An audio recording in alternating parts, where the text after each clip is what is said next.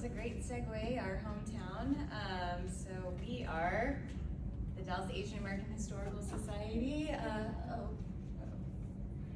have, oh no, we'll switch to yours if we need to watch it. My name is Stephanie Drinka. I am a Korean American adoptee, and I am a co-founder and the executive director of the Dallas Asian American Historical Society, who just celebrated our 2nd year anniversary last week, and so we're a toddler organization now, and this project was our first public exhibition that we launched last summer. So Dr. Michael Phillips is a historian locally in Dallas, and in his book, White Metropolis, he called Dallas a laboratory of forgetfulness. So if the city of Dallas is ahistoric as a whole, its underrepresentation of Asian Americans is even more compounded. To give some context, the city of Dallas did a racial equity plan in 2022, and in it they included a timeline of women who influenced historical events.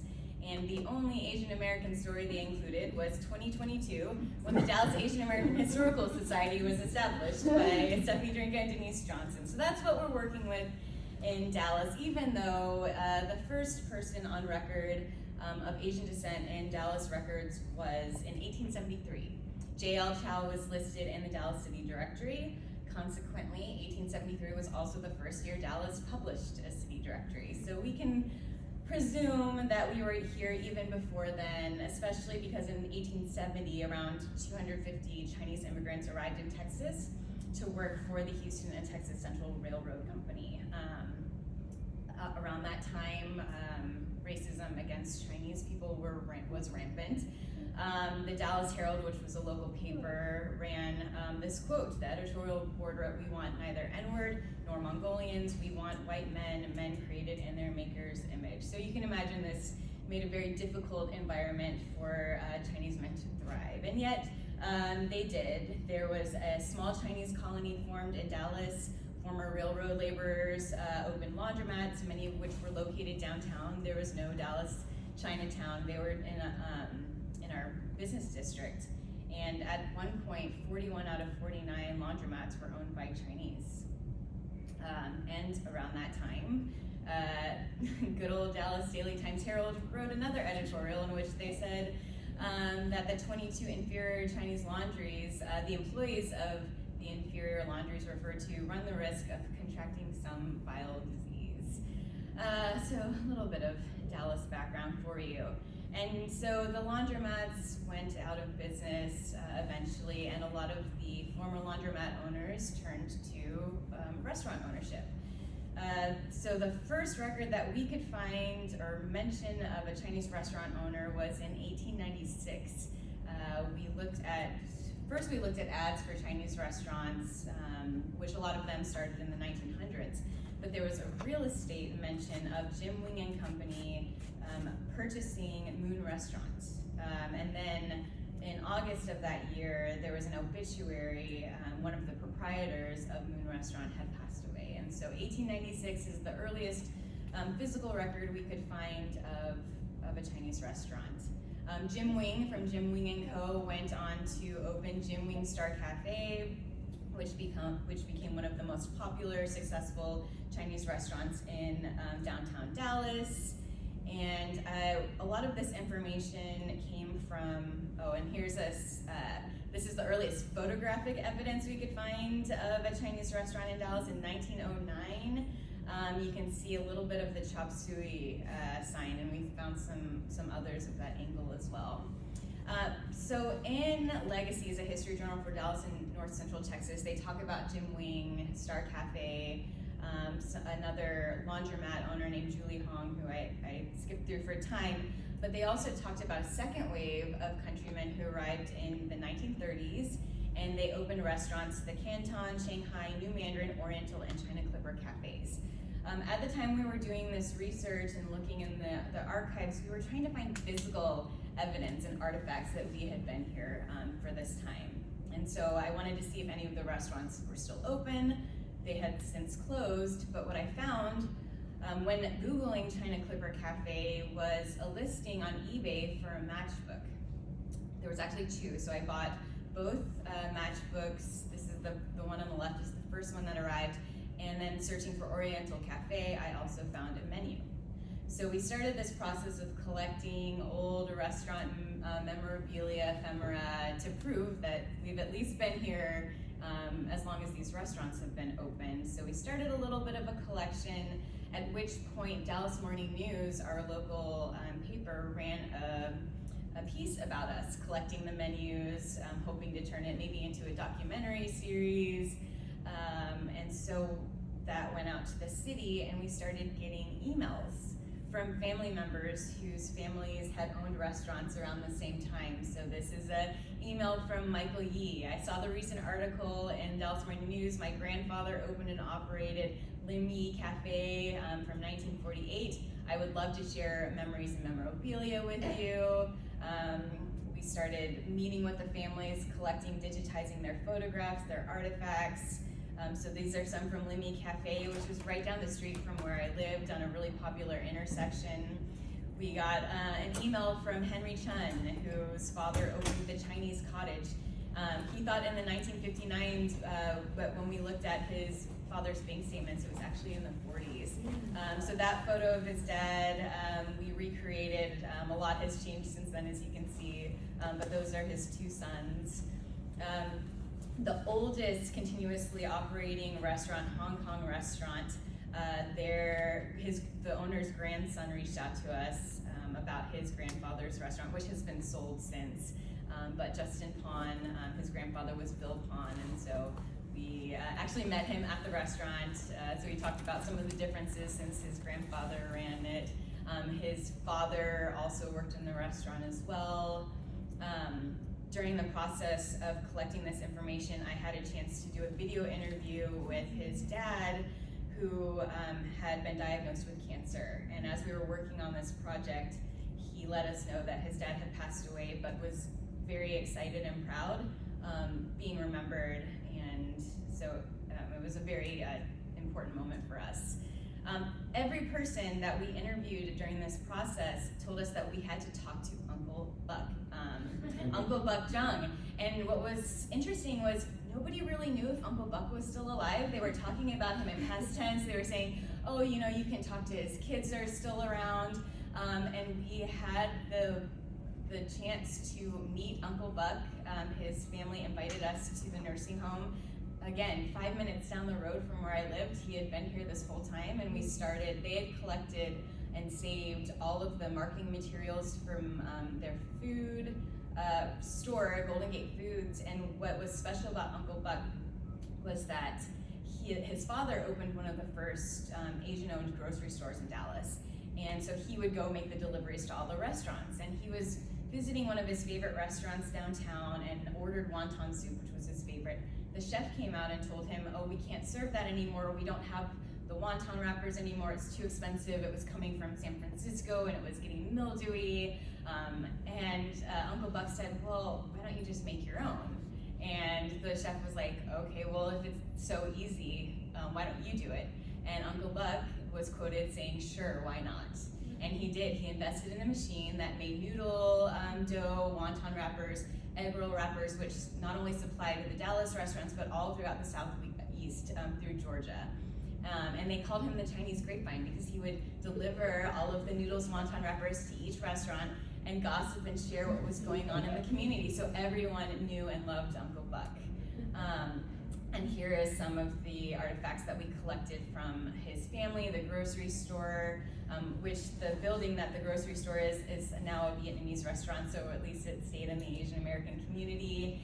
And we started collecting and uploading the artifacts to an online catalog on our website to make them accessible to the public using Catalogit. But it was still missing a piece, the context in these stories. And so to take it a step further, I'm going to pass it off to Denise to share the other part of our project. I'm going to pass the mic to you. Oh, okay. I'm Denise Johnson, co-founder and program director for Dallas Asian American Historical Society. So oral history served as a pivotal aspect of this project because it allowed us to capture the lived experiences and narratives of some of the Chinese families who contributed significantly, not just to the development of the Chinese restaurants in the area, but to Dallas history as a whole. So our organization conducted an oral history interview with the Zhang family, like Stephanie was talking about, and it uncovered more connections and parallels to other families, other businesses. It was like playing whack-a-mole, like more leads and having the interview and talk to more people. But it collectively depicted a moment in Dallas history. And through a workshop that we did with Baylor University, we gained a deeper understanding of how we can use oral history as a tool for the organization. It says here at the end, because it relies on memory, oral history captures recollections about the past filtered through the lens of a changing personal and social context. So one of our goals of the organization is to fill in gaps of Asian history within Dallas history and then making those connections. Our oral history projects in general, within the org in particular, they started with the hopes of changing the narrative about the Asian community in the area. And after conducting the oral history interview with Buck Jiang and learning about the families and the network of Chinese restaurant owners through his business, it was very clear that we needed to collect more stories, more personal anecdotes, and historical insights to tell this story. A story that might not be adequately or accurately told through traditional sources. And originally the plan was to collect artifacts, matchbooks, and display them in a glass case. But talking to the families and asking them for these memorabilia, and while they're handing it, it kind of invokes memories and emotions that otherwise you may not get in like a traditional storytelling oral history interview. And so we basically just interviewed them while they were explaining what they had. So it helped us identify like who were the people in it, but stories got attached to these moments. So that's kind of what made these oral history interviews a bit more special. And like I said, originally we were thinking of putting them in a display case, but our goal was to underscore the deep-rooted presence of Asians in Dallas. And alongside that is the unfortunate reality of racism and discrimination endured by the community. So one of the final products of the installation is the video that we need permission to view, but later, we don't have time for that. But it's called Rewinding History, Reminiscent of Family Home Videos. Rewinding History combines footage from oral history interviews conducted by the organization, donated materials, and used clips. The footage continuously is getting taped over, and it's a reminder that history is constantly being made and remade. And after meeting with another organization in Dallas called Preservation Dallas, who was looking to partner with other orgs in any capacity, we really figured out that this kind of project was something that the community needed. Me and Stephanie are mostly just historians and documentarians, and we are not very creative. So we figured we needed the help and expertise of Christina, someone who's knowledgeable not just in history but in art and modern design and innovation, and we know that she would be the perfect person to bring all of this to life.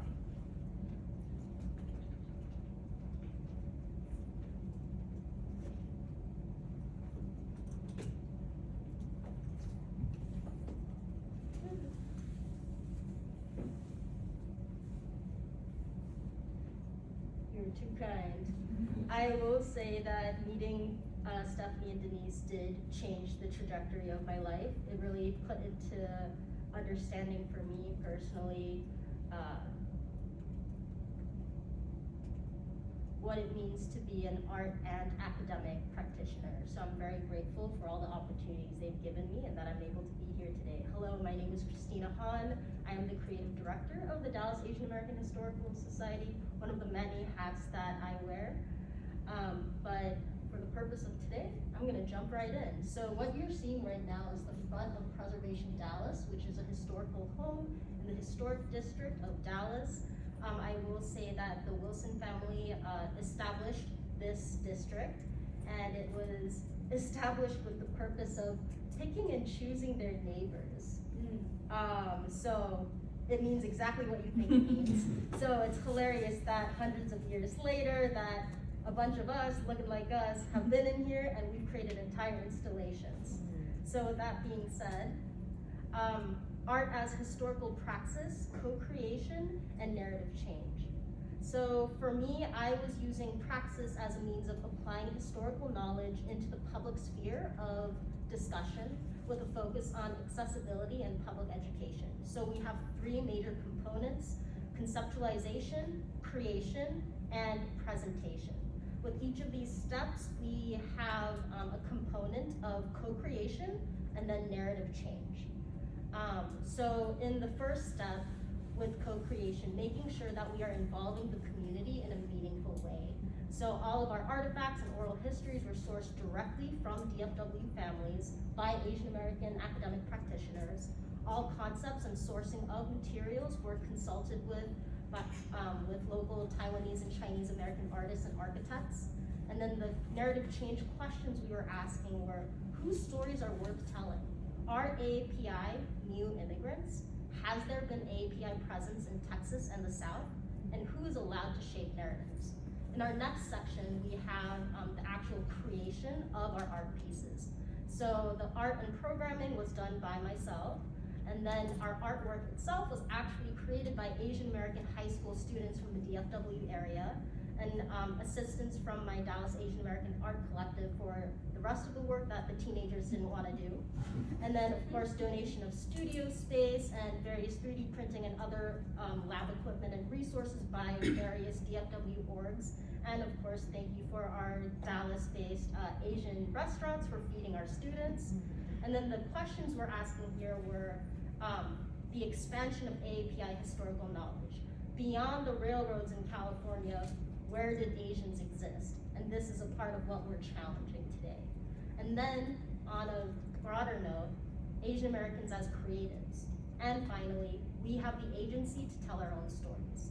And then in our final section of presentation and interaction, so not only are we showing our work to the public, but we're also giving the public the chance to interact back with us. So we did this through having a social media / Instagrammable section of our exhibit, and also a guest book where people would leave notes.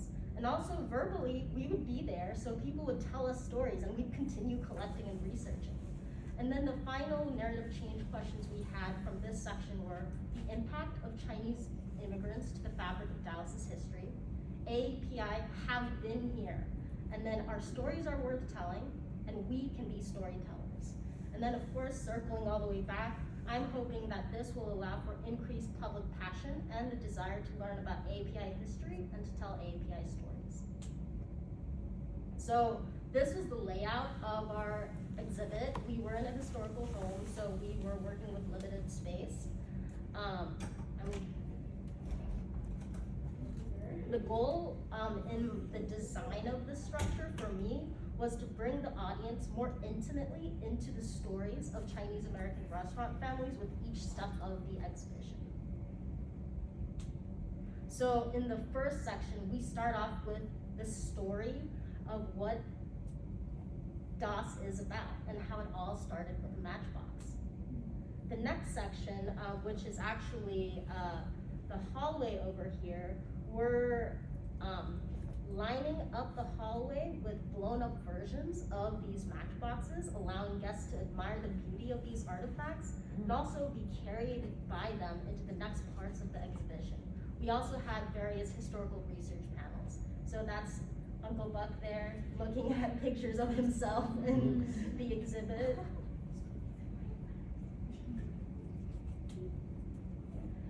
The next room, we go into the actual history of Chinese Americans in Dallas as a whole. I will be going into more detail with all of these photos later. So this goes through a tapestry timeline that's hand painted by our students, as well as actual snapshots of historical research of the families themselves. And then we are stepping into a recreation of a 1980s Chinese American restaurant. So you get to see and really feel that you are in this family-run restaurant. And then taking it a step further, now you get to see the faces and hear the voices of these real people of this very real history of Chinese in Dallas. And then this was a little ending thesis statement called the Porcelain Dragon. This was actually installed in one of their staircases, and I'll go into it later. So diving deeper into each of these pieces. So in my approach with the student-run program, I had to work with, and I was not intimidated at all, at working with a room full of Asian American teenagers for 2 weeks straight. So I came up with all of these concepts, but I also wanted my students to be co-creators with me. I gave them a rough conceptual drawing and I gave them research objectives, but I wanted them to be researchers, I wanted them to be designers, and I wanted them to be artists. So then they would come up with a second draft and I would work with them, and then that's how we were able to create these pieces. I also had to teach myself a lot of new technology as well, such as laser cutting and all other various things. But we have this beautiful tapestry that begins in China, and then it goes to the right in every single step of immigration, railroad involvement, laundromats, the restaurants, second wave of restaurants, and then Chinese Americans in Dallas today. You'll even see that we have traditional cord knotting, and one of our interns actually taught himself how to do traditional Chinese cord knotting for this. So all of these were done by our students, and I broke them up into different project teams. So this was the tapestry project team, and you'll hear from them later. This piece was called the American Chinese Palette. This was done with air dry clay, and then hand painted by the Asian American Art Collective in Dallas.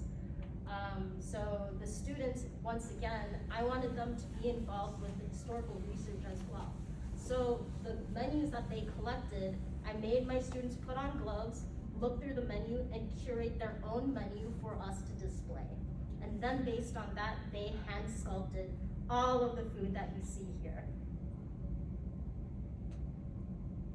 Next, we have the traditional brag board. You know, any legit Asian American restaurant, they have a wall littered with articles and photos. So in that same concept, my students got to pick and choose from all of the different historical artifacts and set up their own composition. And then over here, you actually see a miniature version of the Lim Yi restaurant, which they made a replica of. This was a fun, tongue-in-cheek, in that there was also a piece of ephemera that we found where someone had written a very backhanded article about the Lim Yi restaurant, where in the beginning they used the word Oriental, and it was only 1977, so I feel like that's a little interesting to say the least. But the line that stuck with me there was, "It's so tacky and its walls are lined with art that will never see the inside of a museum."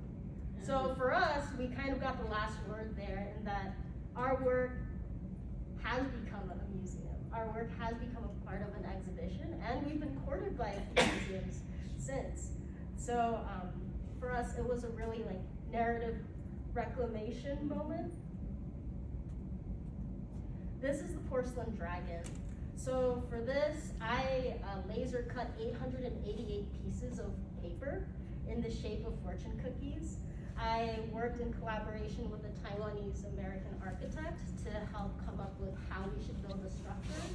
And then my students got very mad at me and refused to do the hand stringing, so that's where the Asian American Art Collective had to do it. But my students did paint a beautiful dragon in the Chinese porcelain painting style on a piece of acrylic. and we were able to hang all of this from a hand-built frame done by one of our interns. So for this, it actually was inspired by a Chinese folktale about a koi fish that persevered so much and then was rewarded for its piety and perseverance and was turned into a dragon. But at the same time, it is in porcelain colors. So just showing the fragility of that, showing the strength and the progress of Chinese Americans and Asian Americans in the US, but at the same time, the fragility of how easily that can be taken away. And of course, all in the form of a giant fortune cookie made of smaller fortune cookies, which is a uniquely Asian American creation. And this was the last section, the railroad. So these photos that you see hanging on the wall are of the Wilson family.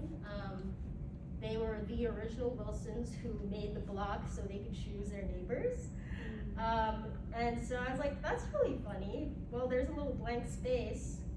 Why not put our, they've got their white ancestors, let's put our Asian ancestors up there. And so Stephanie and I picked and chose our photos, printed them out, and then I sourced off of Facebook Marketplace, of all places, a staircase, a ladder case, which resembles a railroad. And of course, we've got the video that Denise created with Uncle Buck seeing himself on screen. And finally, really cementing the fact that Chinese Americans and Asian Americans have been in the heart of Dallas from the start. We had this map laser cut onto a sheet of acrylic, which we then placed on top of the sculpture that had already come with the house.